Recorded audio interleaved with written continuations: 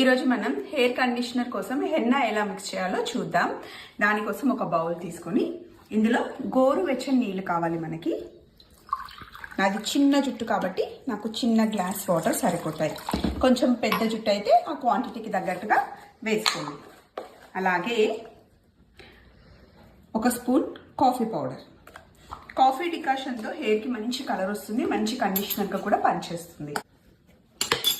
Banjara henna powder use చేస్తాను నేను, అది ఒక 3 స్పూన్లు వేస్తుంది.